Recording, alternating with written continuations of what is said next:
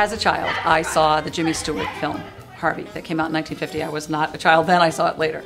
But I had loved it, and just the whimsy of Mary Chase's words and this whole notion. We all had invisible friends when we were little. We had imaginary friends. And this is an adult male who has an imaginary friend.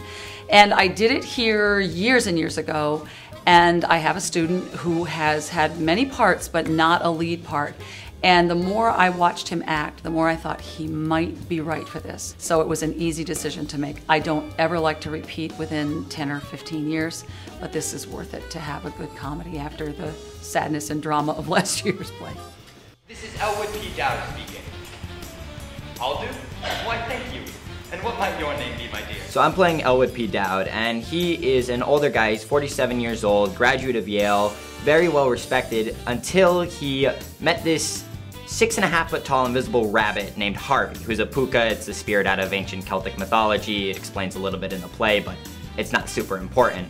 And he's just this really nice guy. He likes to talk to everybody. He's always giving out his business cards to people. He wants to meet everybody. He wants to invite everybody to come over his house. And generally he was extremely well respected before he started talking to an invisible rabbit, and everybody thought he went kind of crazy. But still, he goes to bars. People still just enjoy talking to him. They enjoy being around him. And in the show, he's basically, what happens is his sister Vita, who's living with him, is eventually just done with Harvey. She's done with all of Elwood's antics and bringing Harvey and introducing him to people, so she tries to commit him to a sanitarium. The sanitarium doesn't realize that he's the crazy one, so then he ends up walking out free, and once they realize, they're like, wait, we have to get him back, and they spend all this time trying to get him, and meanwhile he's basically oblivious to the entire thing, and he's just going through life. Vita Louise Simmons, I thought you were dead. Oh no, I'm very much alive, thank you. She's very eccentric, I guess, and she's like the definition of a mom, honestly, and I've been kind of asking my own mother like how she would react to her kid doing these certain things, and asking my grandmother too, because she's more in the generation that Vita would be as well.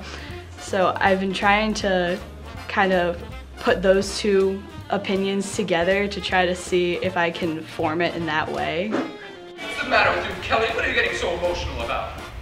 He may be a peculiar man with funny clothes, but he knows how to act. His manners were perfect. I saw you giving him the baby doll stare. I didn't miss that. He wouldn't sit down until I sat down.